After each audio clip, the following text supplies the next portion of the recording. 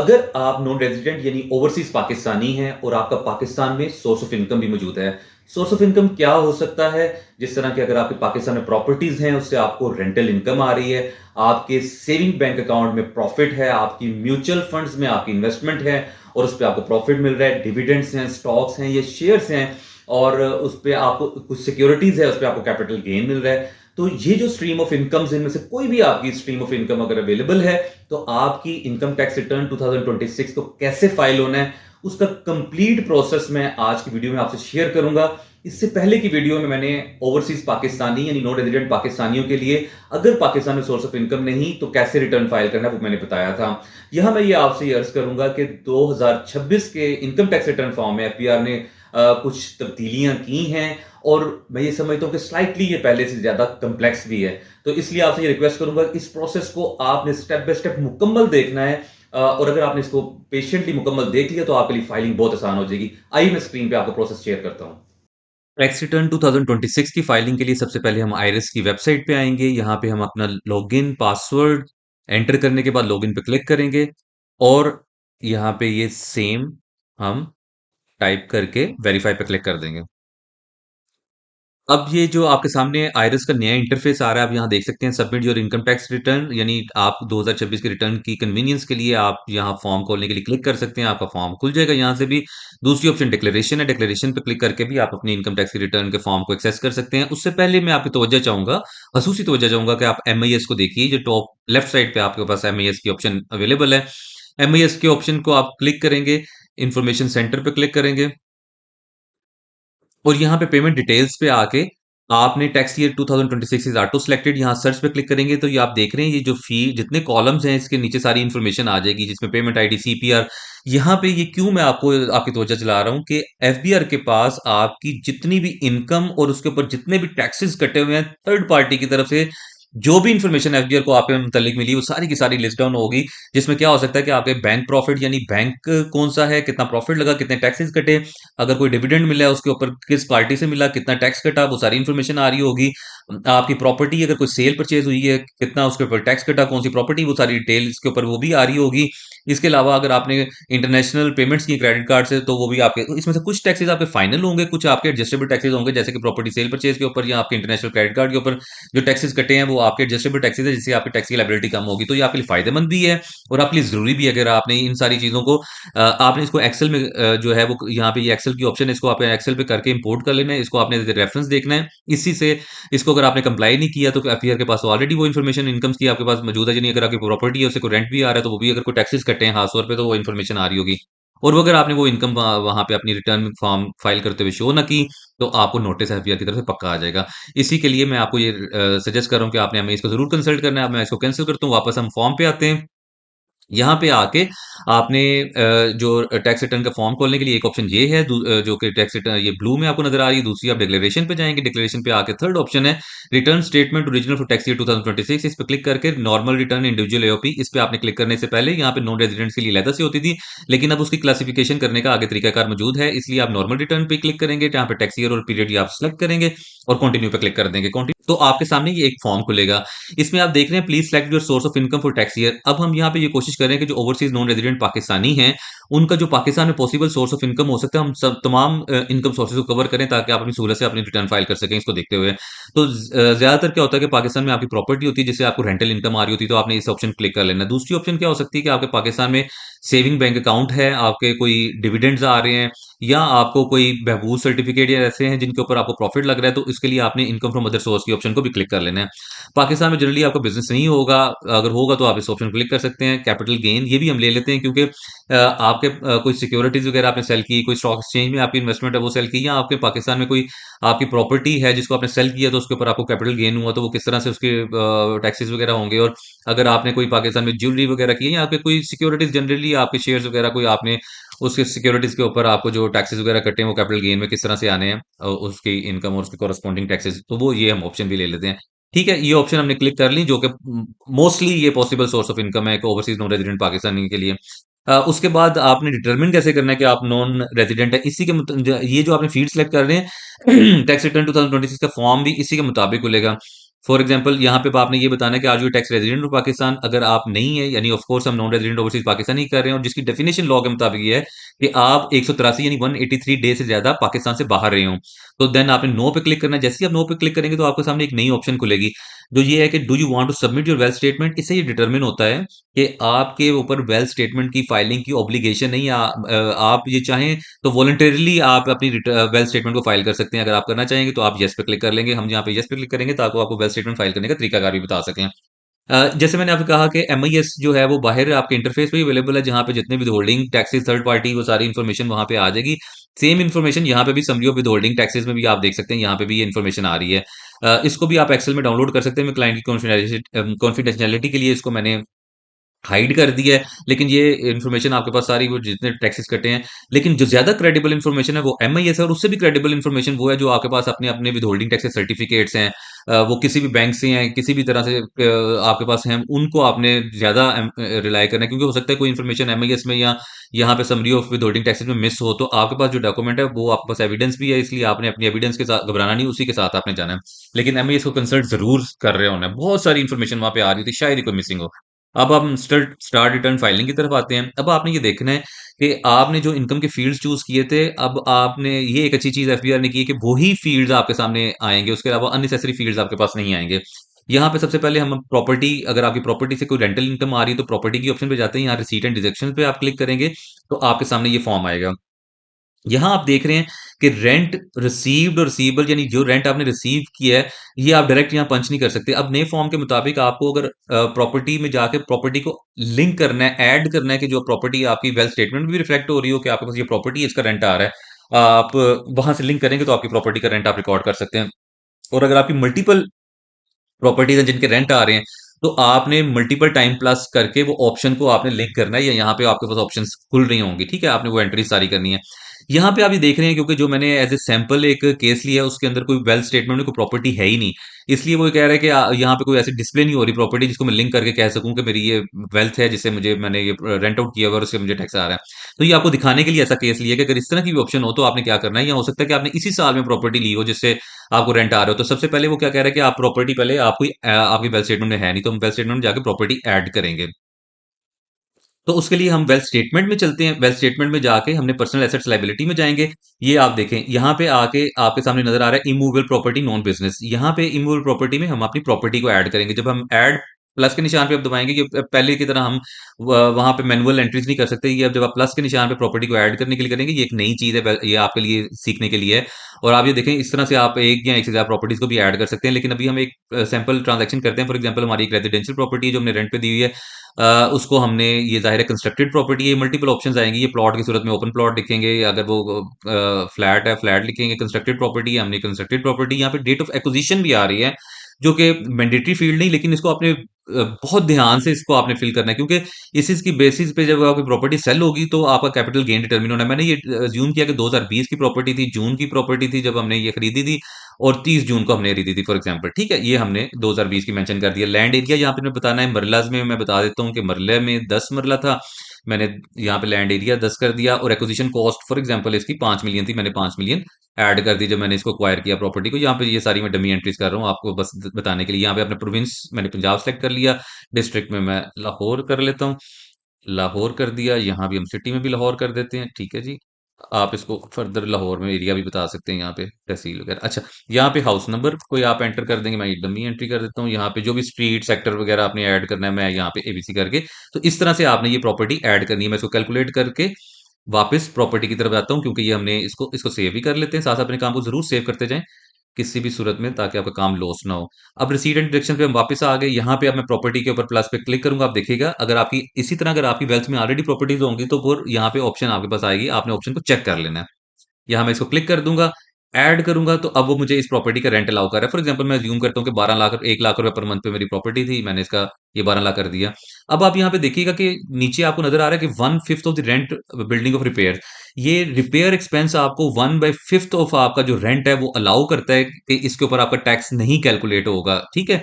तो ये ऑलरेडी आपको अलाउ होगा। अब आपने इसी का टैक्स जो आपका कटा होगा, अगर फॉर एग्जांपल आपने किसी प्रॉपर कमर्शियल इदारे को दिया, तो वो तो टैक्सेस काटते हैं, इंडिविजुअल्स जनरली नहीं काट रहे होते। अगर वो कटा हुआ है टैक्स, तो आपने यहाँ पे कहाँ पे प्रॉपर्टी के अंदर ही टैक्स डिडक्शन में आना है। यहाँ पे आपका टोटल आपने बता दिया टैक्सेबल अब अमाउंट जो थी, जो आपको टोटल अमाउंट रिसीव हुई, वो आपने एंटर कर दी और टैक्स डिडक्टेड में हम फॉर एग्जांपल 50,000 हमारा टैक्स कटा था, हमने ये यहाँ पे ऐड कर दिया।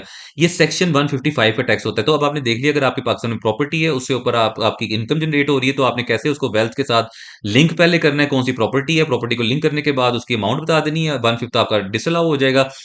इनकम और उसके ऊपर एक्सपेंस नहीं, वो एक्सपेंस आपको अलाउड है, उससे आपकी इनकम डिटरमिन नहीं होगी। आपने टैक्स कहाँ पे करना है वो भी आपने देख लिया। तो ये आपकी एंट्री यहाँ तक कंप्लीट होगी, इसको आप सेव कर लीजिए।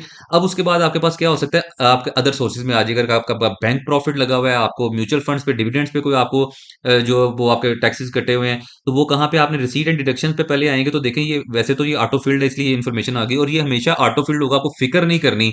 मोस्टली ये ऑटो फिल्ड ही होगा, जो बैंक में प्रॉफिट कटे हैं, डिविडेंड्स वगैरह मिले हैं, ये कहाँ पे होगा, टैक्स डिडक्शन में आपने जाना है। ये रिसीट्स एंड डिडक्शंस, ये जो है ना, वो सिस्टम खुद ब खुद आपकी इनकम को यहाँ रिसीट्स में ले जाता है। आपने यहाँ पे आगे एंट्री करनी टैक्स डिडक्शन में, अदर सोर्स में। यहाँ पे आप आएंगे तो ये प्रॉफिट ऑन डेट की देखें, ऑलरेडी कुछ ऑटोफिल्ड एंट्रीज भी हैं। अगर आप उससे डिफर करते हैं कि ये जो आपने एंट्रीज की हैं ये ठीक नहीं है, तो आप समझते हैं कि ये 52 के बजाय 1000, तो आप 1000 कर सकते हैं, ठीक है? 1000 आप करेंगे, आप इसको ओके पे क्लिक करें, ठीक है? तो वो जो पॉपअप आया था, वो ये आया था कि आप एक डिफरेंट अमाउंट एंटर कर रहे हैं हमारे सिस्टम से, जो हमारे सिस्टम में ऑलरेडी हमें मालूम है, ठीक है? एमआईएस में वगैरह में। तो अगर आपके पास एविडेंस, तो आपने उसी पे जाना है, ठीक है? इसका टैक्स भी आप वही आप अमाउंट एंटर कर देंगे जो इसमें टैक्स है। इसके अलावा अगर आपने खुद से ये ऐड करना है, ये देखें ना, वो कह रहा है कि आप एक auto populated message tax deduction जो है वो basis available with holding information जो एफबीआर के पास है, उसके मुताबिक लिखी हुई थी, आप डिफरेंट कर रहे हैं, तो आपके पास एविडेंस है जी, हमारे पास एविडेंस है, ओके पे क्लिक कर दे, घबराएं नहीं। लेकिन अगर आपने खुद से कोई सेक्शन ऐड करना है, तो आप यहाँ से प्लस के निशान पे आके आप यहाँ पे प्लस पे क्लिक करेंगे, तो ये जितने भी आपके पास लिस्ट आ जाएगी, कि आपने इसको स्क्रॉल डाउन करके पूरी लिस्ट देख लें, आपके जो भी जिस नेचर के भी टैक्सेस कटे हैं, आप यहाँ पे उन ऑप्शंस को सॉरी उन ऑप्शंस को आप सिलेक्ट कर सकते हैं। देखें, डिविडेंड फॉर नॉन रेजिडेंट मुख्तलिफ तरह के आ रहे हैं, प्रॉफिट ऑन डेट आ रहा है, ऑलरेडी सिलेक्टेड है। प्रॉफिट ऑन डेट आप गवर्नमेंट सिक्योरिटीज आपके पास कोई हैं, आप उसको सिलेक्ट कर सकते हैं, ठीक है? जैसे नया पाकिस्तान सर्टिफिकेट है, कोई ऐसी गवर्नमेंट सिक्योरिटीज आपके पास है। Profit on debt, price bond के ऊपर कोई आपको प्रॉफिट मिला है, क्विज के ऊपर मिला है, आपके कोई रिटर्न ऑन इन्वेस्टमेंट सकूक्स हैं, return on investment non resident के लिए तो ये जनरली इस तरह के आपके होंगे, आपके पास नया पाकिस्तान सर्टिफिकेट होंगे, या कोई ऐसे एनएससी के सर्टिफिकेट होंगे, नेशनल सेविंग सेंटर। तो आप इनको एनएससी के profit on debt on from national saving centre, PO deposits वगैरह, तो आप ये ऑप्शंस को ले सकते हैं, आप इनको ऐड करके, ठीक है? आपके जो भी प्रॉफिट्स आए हैं, आप उनको यहाँ पे आप मेंशन कर देंगे। गवर्नमेंट सिक्योरिटीज है ना, तो यहाँ पे आप प्लस करके आपने बताना है सिक्योरिटी की नेचर क्या है। फॉर एग्जांपल, नया पाकिस्तान सर्टिफिकेट है, एनपीसी आपने, और कंटेंट में जो भी उसका नंबर वगैरह इस तरह मेंशन करके आपने ऐड कर दिया, ठीक है? और ये आपके आ गए, ठीक है? यहाँ पे आप फॉर एग्जांपल आपको 1.5 लाख का आपको प्रॉफिट हुआ, और आप इसको जब कैलकुलेट करेंगे ना, तो जो भी टैक्स की अमाउंट आ रही है, वही टैक्स आपका ऑलरेडी विदहेल्ड हुआ होगा। आपने मतलब ज्यादा वो नहीं है, आपने यहाँ से कॉपी कर लेना है, आपने इसको यहाँ पे एंटर कर देंगे, आपका ये टैक्स कटा हुआ है, ठीक है? और भी अगर किसी भी तरह का नेशनल सेविंग सेंटर है, वहां पे आपके अगर कोई आपने नेशनल सेविंग सेंटर में कोई सेविंग सर्टिफिकेट्स लिए, यहाँ पे उनके नंबर आप लिख दें, जो भी सीरीज ऑफ नंबर है, 2, 10, और जितने सर्टिफिकेट्स हैं, और आप बता देंगे सेविंग सर्टिफिकेट्स हैं या डिफेंस सेविंग सर्टिफिकेट है, जिस तरह का भी सेविंग सर्टिफिकेट है, आपने उसका नाम लिख देना यहाँ पे, ठीक है? ये ऐड करके उसके ऊपर जो आपके प्रॉफिट्स आए हैं, आप प्रॉफिट यहाँ पे मेंशन कर देंगे। फॉर एग्जांपल 1 लाख है, अब आप यहाँ पे डिटरमिन हो जाएगा टैक्स क्या है, वही टैक्स आपने जो है कॉपी कर लेना, क्योंकि वो जब आपके प्रॉफिट लगते हैं, वो साथ ही आपके टैक्स एडजस्ट हो जाते हैं, तो ये आप कैलकुलेट कर लेंगे। तो यहाँ पे आपने देख लिया, अगर आपके कोई जो है वो बैंक से प्रॉफिट है, कोई आपने saving certificates national saving centre में कोई इन्वेस्टमेंट की है, तो वो आपके टैक्सेस वगैरह किस तरह से एडजस्ट होने हैं, ये सारी एंट्री आपने देख ली। उसके बाद आपके हो सकते हैं जी, कैपिटल गेन हो सकता है। कैपिटल गेन को अगर आप क्लिक करेंगे यहाँ पे, तो किस नेचर का हो सकता है, एसेट्स आपके जो हो सकते हैं, प्रॉपर्टी हो सकती है, सिक्योरिटीज हो सकते हैं, तो उसी से रेलिवेंट आप देखें, आप यहाँ पे डायरेक्ट एंट्री कोई नहीं कर सकते। एंट्री आपने कहाँ करनी है, टैक्स डिडक्शन में। ये जो इनकम के इफेक्ट हैं, या जो वो खुद ब खुद जाएंगे। तो यहाँ पे टैक्स डिडक्शन में आपके पास 2 ऑप्शन है, फाइनल टैक्स है या मिनिमम टैक्स है। फाइनल टैक्स में आपने आपने देखना है कि आपके जो जिस नेचर ऑफ आपका प्रॉफिट मिला, कैपिटल गेन हुआ, उसी नेचर का आपने यहाँ से सिलेक्ट कर लेना फील्ड। फॉर एग्जांपल आपका क्या हो सकता है, कैपिटल गेन ऑन सिक्योरिटीज होगा। ये सारा 37A सेक्शन के मुताबिक कैपिटल गेन ऑन सिक्योरिटीज है, ठीक है जी। इसमें आप ऑप्शंस अपने relevant option, generally capital gain on securities जो होगा वो 37A के 15% के ऊपर होता है आपका, जो टैक्स कटा होता है। लेकिन आपका जो टैक्स कटा होगा आपने उससे रिलेटेड, आपने सिक्योरिटी से रिलेटेड आपने ऐड कर लेना है, ठीक है, कैपिटल गेन। अभी हमें आप ये देखें, इस यहाँ पे आके हमने क्या करना है, फॉर एग्जांपल हमें जो कैपिटल गेन हुआ वो हुआ जी 2.5 लाख हुआ। आप इसको कैलकुलेट करेंगे, सिक्योरिटीज जो आपने सेल की उसके ऊपर जो आपको कैपिटल गेन हुआ है, और इसी को आपको जो टैक्स है इसको आप कॉपी कर लेंगे यहाँ पे, ठीक है।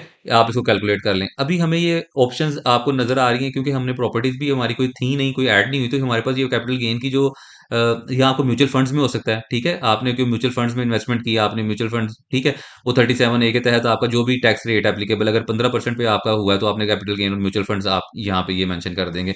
और एक जो भी अमाउंट आप पंच करें, उसके लिहाज से जो टैक्स बनता है वही आप पेस्ट कर लें। तो म्यूचुअल फंड्स के ऊपर भी अगर आपका जो कैपिटल गेन है वो यहाँ पे आप ऐड कर लेंगे, ठीक है। जो प्रॉपर्टीज के ऊपर है वो कैपिटल गेन आपको वहां से अलाउ करेगा जब आप प्रॉपर्टी को सेल करने की तरफ आएंगे, और वेल्थ स्टेटमेंट से लिंक्ड है वो, यहाँ पे इंफॉर्मेशन इस तरह आपको रेलिवेंट वो दिखाएगा भी नहीं, ठीक है। तो वो क्योंकि हमारी कोई ऑलरेडी इसमें वेल्थ इस केस में नहीं है, लेकिन आप यहीं से आपको ऑप्शंस नजर आ जाएंगे। लेकिन आपको मालूम पड़ गया कि आपने ये मिनिमम टैक्स में भी एक ऑप्शन आ रही है, वो भी आप देख सकते हैं। अगर आपका उससे रेलिवेंट कोई है तो वो आप उसमें एंटर कर सकते हैं। तो हमने ये देख लिया कि आपका जो कैपिटल गेन है वो किस तरह से आपने करना है। एक और फील्ड यहाँ पे एडजस्टमेंट्स की हो सकती है, ठीक है, अगर आपके केस में है। तो ये आपके कैपिटल गेन की एंट्रीज यहाँ से होनी है और आपने राइट फील्ड का यहाँ पे इंतखाब कर लेना है। उसके बाद क्या है, हमने कवर कर लिया, प्रॉपर्टी को कवर लिया, हमने कैपिटल गेन को कर लिया। यानी एक ओवरसीज पाकिस्तान की, पाकिस्तान में या तो हो सकती है कोई प्रॉपर्टी जिसके ऊपर आपका रेंट आ रहा होगा, वो हमने देख लिया कि इनकम को कैसे करना है, टैक्सेस उसे कैसे रिपोर्ट करने हैं। उसके अलावा आपके कोई म्यूचुअल फंड्स में या कोई आपके बैंक में प्रॉफिट आ रहा होगा या डिविडेंड्स आ रहे होंगे, वो आपने कैसे रिकॉर्ड करना है वो आपने देख लिया। अगर आपने कोई सिक्योरिटी सेल की है तो कैपिटल गेन कैसे होगा वो आपने देख लिया, ठीक है। इसके अलावा एक टैक्स चार्जेबल पेमेंट्स के अंदर विदहोल्डिंग टैक्सेस पे आपकी हुसूसी तवज्जो चाहता हूँ। यहाँ पे आपके कुछ एडजस्टेबल टैक्सेस भी हो सकते हैं। एडजस्टेबल टैक्सेस में ऑलरेडी ये आ रहे हैं, जो रेंट ऑन इमूवेबल प्रॉपर्टी वो आपका एडजस्टेबल टैक्स है। ये सेल फोन की ऑलरेडी रिकॉर्डेड एंट्री कोई आ रही है, हम उसको डिलीट कर देते हैं ताकि आपको शुरू से दिखा सकें कि इस एंट्री को रिकॉर्ड कैसे करना है हमने। तो इसको हम कैलकुलेट कर लेते हैं, ठीक है। अब देखें आपके एडजस्टेबल टैक्सेस में किस नेचर के हो सकते हैं। इसमें आपने सेक्शन को, प्लस को निशान पे क्लिक करना है और यहाँ पे आप लिखते जाएं, बजाय आप सेक्शन, क्योंकि यहाँ थोड़ा सा कॉम्प्लिकेटेड ही हो गया। आपको अगर सेक्शन पता है तो आप सेक्शन से कर सकते हैं। यहाँ पे सेल फोन बिल, आपका पाकिस्तान में कोई सेल फोन है आपके नाम पर रजिस्टर्ड है जिसके ऊपर टैक्स कटा है, वो आप यहाँ क्लेम कर सकते हैं। आपके पास टैक्स सर्टिफिकेट होगा उसका। इसके अलावा अगर आपके पाकिस्तान में कोई गाड़ी है जिसके ऊपर कोई टोकन टैक्स कटा हुआ है, उसके ऊपर भी एडवांस टैक्स एडजस्टेबल होता है, वो भी आप यहाँ पे क्लेम कर सकते हैं। आपका कोई पाकिस्तान में इंटरनेट आपके नाम पे चल रहा है, इंटरनेट का वो बिल आप इंटरनेट लिखेंगे, आपने 236 का ये भी आप ले लेंगे। उसके अलावा क्या हो सकता है कि आपने पाकिस्तान में कोई प्रॉपर्टी, जो सबसे ज्यादा मटीरियल अमाउंट आपको नजर आएगी वो प्रॉपर्टी की सेल परचेज के ऊपर होगी। उसके लिए अगर आप प्रॉपर्टी या सेक्शन 236 के तहत होता है ना, सेक्शन 236C है, आप सी लिखेंगे तो इसमें वो बता रहा है कि सेल ऑफ प्रॉपर्टी से मुतल्लिक है, जिसमें अगर आपका टैक्स डिडक्टेड प्रायर जो इस साल, उससे पहले का आपकी कोई प्रॉपर्टी थी जिसका आपको टैक्स की आप एंट्री कर रहे हैं, जो बेची है और उसके ऊपर टैक्स कटा है, तो वो आप यहाँ पे ऐड कर लें ऑप्शन, ठीक है। इसी तरह अगर आपने कोई प्रॉपर्टी परचेज की है तो आपका 236K के मुताबिक उसका टैक्स कटा होगा। तो परचेज ऑफ प्रॉपर्टी को आप फील्ड कर, आपको खुद ऐड करने हैं कि जो आपके एडजस्टेबल टैक्सेस हैं, और उसके लिए ये सेक्शन प्लस पे आप यहाँ पे एडजस्टेबल टैक्स, यानी कहाँ tax chargeable payment, with holding tax, adjustable tax, और उसके अंदर सेक्शन प्लस पे निशान के आपने ऐड करते जाएंगे जोन जोन से भी आपके आपने रेलिवेंट फील्ड ऐड करने हैं।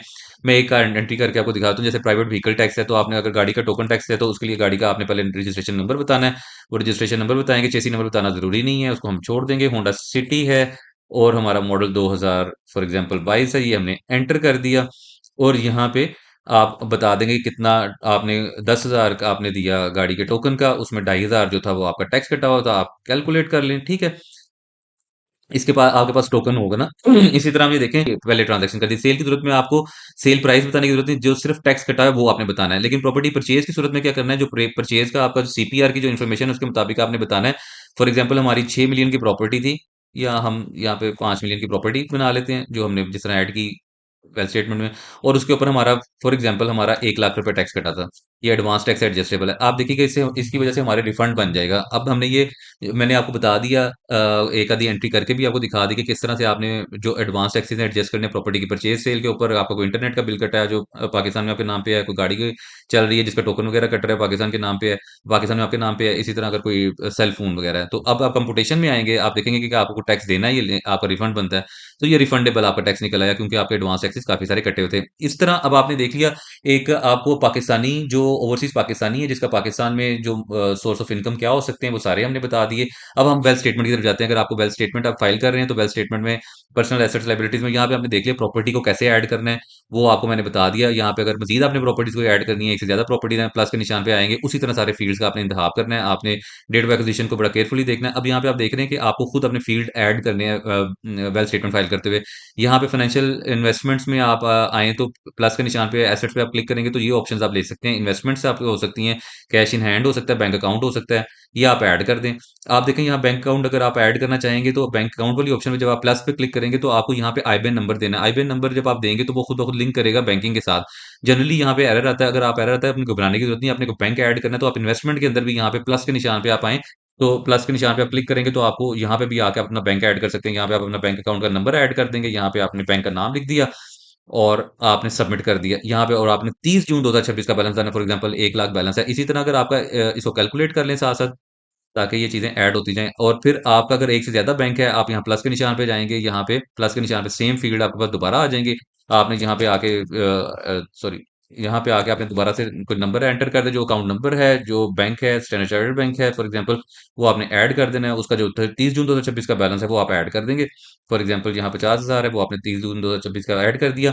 इसके अलावा कैश इन हैंड की जो भी अमाउंट आपके पास, आपको लगता है पाकिस्तान में आपके पास मौजूद है, आपने मैं वैसे 1.5 लाख एंटर कर रहा हूँ, आपने ये एंटर कर दिया। उसके बाद आपका क्या हो सकता है पाकिस्तान में एसेट्स जो भी आपके एसेट्स हैं, आपके पास यहाँ पे ऑप्शन है प्लस एसेट्स की, मूवेबल एसेट्स, यानी जिसमें मूवेबल एसेट्स कौन से होते हैं, इक्विपमेंट हो सकता है, animal, motor vehicle, precious possession, house hold effects. आप मोटर व्हीकल हो सकती है आपके नाम पे, प्रीशियस पोजेशन हैं, हाउस होल्ड इफेक्ट्स हैं, पर्सनल आइटम्स, हम इनको क्लिक कर लेते हैं, आप ऐड कर देंगे, तो ये फील्ड्स आपके सामने आ जाएंगे। प्लस के निशान पे आप क्लिक करते जाएंगे। मोटर व्हीकल की सूरत में उसी तरह जिस तरह हमने टोकन के ऊपर मतलब वो किया था, वो सारी इन्फॉर्मेशन यहाँ पे देंगे। ये मैंडेटरी नहीं है। चेसी नंबर आपने यहाँ पे गाड़ी की मेक बता देना है, होंडा सिटी, और आपने यहाँ मॉडल बता दिया, और उसकी जो भी कीमत है सॉरी, ये यहाँ पे आपने 2022 की ऐड कर दिया। ऐड कर इस तरह से आपके मोटर व्हीकल जितने भी हैं, आप मोटरसाइकिल है, गाड़ी, वो सारे आप ऐड कर देंगे। यहाँ पे हम 3 मिलियन लिख देते हैं कि हमने 3 मिलियन का ये एसेट ये था, कैलकुलेट कर लिया। इसी तरह प्रीशियस पोजेशंस में अगर आपने कोई गोल्ड ज्वेलरी आपके पास है, वो आप यहाँ पे ऐड कर सकते हैं। आपके पास उसको परचेज प्राइस पे आपने रिकॉर्ड करना है। जितने भी आप एसेट्स यहाँ पे वेल्थ अपनी रिकॉर्ड करेंगे, याद रखिएगा एसेट्स सब के सब परचेज प्राइस पे जो आपका कॉस्ट किया है उसी पे करना है। यहाँ पे नेचर उसकी ज्वेलरी है जी, हमने ज्वेलरी ऐड कर रहे हैं। आप ज्वेलरी ऐड कर दें, आप यहाँ पे 5 तोला गोल्ड कह दें, जितना भी है आपका, वो आपने ऐड कर दिया। और ये आपका अगर ये मैरिज गिफ्ट है, आपने उस वक़्त लिया था पुराना, तो आप यहाँ पे मैरिज गिफ्ट ब्रैकेट में लिख दें, ताकि ये डिटरमिन हो जाए कि ये आपके अपनी इनकम से उस तरह से नहीं है, आपको वालिदैन की तरफ से मिला या जो भी, और उस वक़्त की जब आपको ये गिफ्ट मिला, उस वक़्त की आप प्राइस कर सकते हैं। फॉर एग्ज़ाम्पल 5 लाख हम यहाँ पे ये एंटर कर देते हैं। इस तरह से आप अपने एंटर कर सकते हैं एसेट्स को। हाउसहोल्ड में क्या होता है, जो आपकी आइटम्स हैं, इसको 5 लाख हम लिख देते हैं। हाउसहोल्ड में आपके फर्नीचर, एसी वगैरह जो भी आपने प्रोक्योर किए, वो आप और ये पर्सनल आइटम्स में लैपटॉप हो सकता है आपका, मोबाइल हो सकता है, तो वो ढाई 1 लाख के हम वो भी डाल देते हैं, ठीक है? जो भी आपके आपने एक्चुअल नंबर्स आपने यहाँ पे रिकॉर्ड करने हैं। और एक मैं लायबिलिटी की एक नेचर की आइटम आपको दिखा देता हूँ।